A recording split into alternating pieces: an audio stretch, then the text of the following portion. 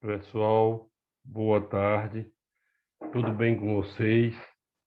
Estamos aí em mais uma aula, certo? Vamos à luta, sexto ano. Vamos lá. Essa é a semana 21. Vamos tratar sobre o relevo, a nossa temática. Essa é a última semana do mês de julho, não é isso? Vamos lá. Olha só, o relevo, como vocês estão vendo aqui, ó, são as formas do terreno que percebemos na paisagem constituem aquilo que chamamos de relevo.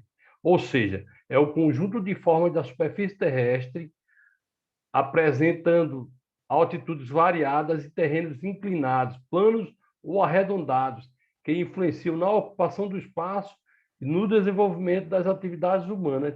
Ou seja, é como a superfície terrestre se apresenta. É o modelado da superfície terrestre, certo? O relevo terrestre influencia a atuação das sociedades no espaço geográfico, sim, sim. Por isso, o estudo do relevo é essencial para o desenvolvimento das sociedades. Por exemplo, para abrir ruas ou construir casas e edifícios em certas áreas ou terrenos com limitações impostas pelo relevo, foram desenvolvidas técnicas de construção cada vez mais sofisticadas. Olha só, então vamos conhecer as principais formas de relevo continental, que são quais? Montanhas, planaltos, planícies e depressões. São essas quatro principais formas de relevo que nós temos continentais, ok?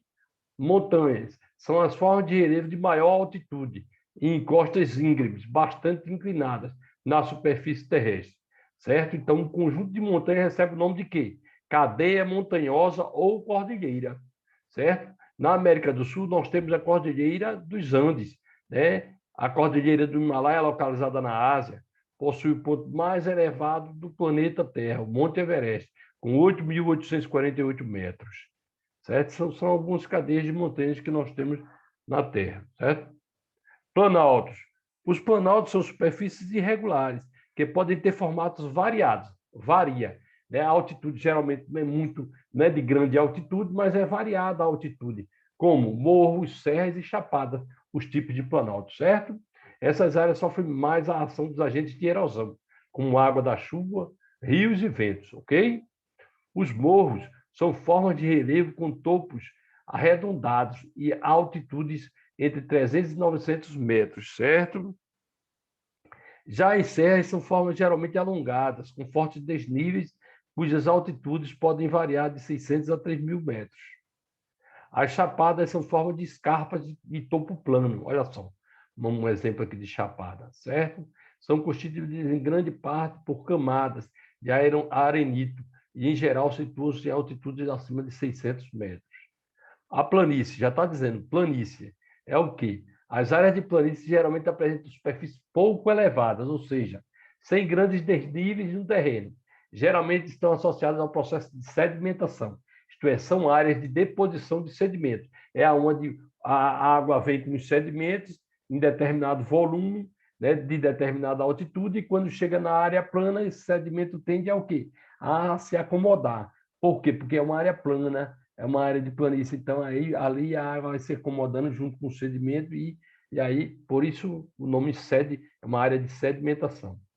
Depressões. As depressões são formas de relevo de altitude mais baixa do que os terrenos ao seu redor, certo? Geralmente, as depressões são relativas, né? Porque se baseia em um terreno ao seu redor. Terreno mais elevado tem ali uma depressão, certo? Vamos lá. As áreas continentais abaixo do nível do mar são chamadas de depressões absolutas. A mais conhecida delas é a depressão onde se localiza o Mar Morto, no Oriente Médio, ou seja, praticamente não existe depressões absolutas, só do Mar Morto, no Oriente Médio. Sua superfície encontra-se cerca de 400 metros abaixo do nível do mar, está vendo? Então, depressão relativa é sempre em relação a um terreno e é a que predomina.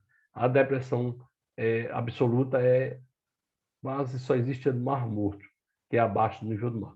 Quando as depressões estão em nível mais baixo que os dos terrenos vizinhos, mais acima do nível, são chamadas de depressões relativas. Foi isso que eu disse. Esse é o caso da depressão sertaneja no Nordeste brasileiro, certo? Transformações dos relevos, agentes internos. Nós temos agentes transformadores do relevo. nós temos os agentes que atuam no interior da Terra, do interior para o exterior da Terra, mas está lá no interior da Terra, certo? Que agentes são esses? São agentes que a gente chama de agentes internos ou endógenos. Os principais agentes endógenos são os movimentos das placas tectônicas, as erupções vulcânicas e os terremotos. Esses três são os principais agentes internos de modificação do relevo. Quando ocorre um grande terremoto, modifica bastante o relevo. Quando ocorre, né, a movimentação das placas tectônicas, você tem o quê? Formação de montanhas, né? Certo? Ó. Então, o que é a formação de montanhas? É resultado do choque ou do movimento horizontal de duas placas tectônicas, quando ocorre o dobramento de uma delas, originando as grandes cordilheiras, como a do Himalaia, né, na Ásia, os Andes e as montanhas rochosas na América. Andes e rochosas na América. A formação das depressões pode ocorrer por falhamento, já é outro provocado pelos agentes internos também, que consiste no movimento de afundamento ou levantamento de blocos rochosos, que antes ficam lado a lado. Caso do Vale do Rio Paraíba, as depressões também podem ser formadas por processos erosivos, caso da depressão sertaneja e da depressão do Rio São Francisco. As erupções vulcânicas expelem a lava, que se solidifica e se transforma em rocha vulcânica. O acúmulo de rochas forma montanhas, planaltos vulcânicos e ilhas, tá vendo? Então, o acúmulo daquela lava que vai se resfriando ali, vai ou forma montanhas, planaltos vulcânicos ou ilhas, se for no oceano, né? Os terremotos também contribuem para a formação e a transformação do relevo, pois, dependendo da intensidade, podem soerguer terrenos ou até provocar seu afundamento parcial, os terremotos, que é também outro agente interno. E os agentes externos de modificação do relevo? Vamos lá, os processos químicos, físicos e biológicos que ocorrem na crosta terrestre transformam e modelam o que os agentes internos produziram. Esses processos são denominados agentes externos, ou exógenos, que está fora, e depende do ar, vento, da temperatura e da água sólida, líquida e gasosa. A alteração das rochas e do solo, devido à ação dos agentes externos, chama-se intemperismo. O intemperismo é quando os agentes externos, né, alteram a rocha, o solo, então ali ocorre o famoso intemperismo. Os agentes externos causam a erosão. O que é a erosão? É o processo de desgaste das rochas e transporte de material desgastado de parte do solo para outros locais. Então, isso é erosão. Esse transporte ocorre por meio do vento e das águas das chuvas, rios e mares, e pode dar origem ao processo de sedimentação. Isso, rios e mares, águas de chuvas, ventos, são os agentes externos, né, de modificação do relevo, certo? Então, vamos lá. Então, vamos falar logo da erosão aqui. A erosão, existem diversos tipos de erosão, viu? Causado por diferentes agentes externos. As águas correntes dos rios causam a chamada erosão fluvial.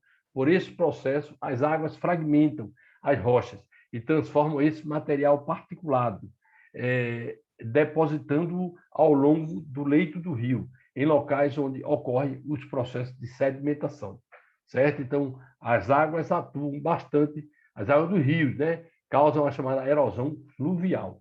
Está dizendo.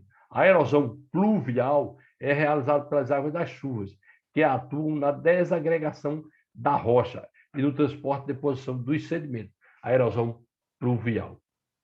A erosão glaciária já é outro tipo de erosão, já vem o quê? Do degelo, né? Do congelamento e do degelo, ou do degelo. Ocorre em regiões de clima frio e temperado. Consiste no deslizamento do gelo, né? Acumulado em zonas mais elevadas, juntamente com detritos de rocha. Então, à medida que o gelo descongela, então, ocorre uma rachadura ali, ele arrasta sedimento daquela rocha. Isso é erosão glaciária. A erosão marinha é causada pela força do mar, nas águas dos mares, já está dizendo, né? Que modifica o relevo nos litorais, destruindo as paredes rochosas e formando sedimentos.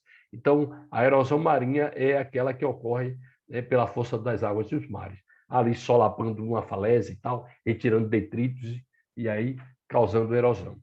O movimento dessas correntes, quando paralelas à costa, pode dar origem às restingas, que são depositados alongados de areia, são depósitos alongados de areia. A erosão antrópica, que é a erosão aquela causada pelas ações humanas para construir casas e pontes, por exemplo, e para produzir alimentos e bens que usam em seu dia a dia, os seres humanos modificam a superfície terrestre, ou seja, é o principal agente modificador do relevo, o principal agente modificador do relevo dentre os seres vivos é o ser humano, certo? Como vimos, a erosão é um processo natural de desgaste das rochas e transporte do material resultante pela ação dos agentes externos. No entanto, as atividades humanas têm intensificado esse processo, provocando uma série de alterações no relevo, certo? Então, a atividade humana, a ação antrópica, né? Ele, através das máquinas, ele constrói estradas, ele destrói grandes planaltos para construir estrada, ele abre túneis, quer dizer, isso é uma grande modificação do relevo, certo? A própria remoção da vegetação causa um dano no meio ambiente, por quê? Porque a área que foi desmatada fica desprovida, e aí os agentes externos, a água das chuvas, quando o solar passa arrastando sedimentos, e assim sucessivamente. Então, dos seres vivos, o maior modificador do relevo é o ser humano. Vamos para a atividade agora. Exercício de fixação da semana 21, 26 a 30 de julho de 2021. Prestem atenção direitinho, viu? De qual forma de relevo cada definição trata? Escreva no seu caderno. Letra A. Superfícies que sofrem menos a ação dos agentes de sedimentação e mais ação de agentes de erosão. Aquelas superfícies que eu falei para vocês, né? Irregulares, né? Os planaltos, né? Ou seja, os planaltos, porque ali fica mais propício a água correr e arrastar sedimentos. B. Seus terrenos são mais baixos do que os terrenos ao seu redor. Isso aí já está claro, né? Seu terreno é mais baixo do que o seu redor. É o quê? Que tipo de formato de relevo? Está lá naquela explicação que eu dei. São as formas de relevo de maior altitude. Maior altitude já está dizendo, né? Aquela de maior elevação. São áreas de deposição de sedimentos. Aquela que eu disse, né? Que lá, quando o rio arrasta, que chega a determinado ponto, o rio acalma porque está plano, e aí você tem sedimentação ali. Está muito fácil essa também, a D. 2. Cite algumas das principais formas dos planaltos. Eu falei, né? Aquelas 3 principais que estão lá. 3. Explique o que são planícies e o que são depressões. Também está lá, planícies são... Isso aí está claro. 4. Agente externo que contribui na transformação do relevo. Agente externo, já está dizendo, o que está fora, certo? Não é o que está interno, não, não é a estrutura interna, não. É o que está fora na superfície. 5. De que é causada a erosão pluvial? É causada de que a erosão pluvial, através de que está lá em cima, é só dar uma olhada no texto. 6. O que é o assoreamento de um rio? O assoreamento do rio é o quê? É o quê? Quando os sedimentos vão o quê? Isso. Então, preste atenção, façam, certo? E aí, fechamos a aula de hoje, tá ok? Valeu, pessoal. Boa sorte. Tá muito fácil. Deus abençoe vocês. Valeu mesmo.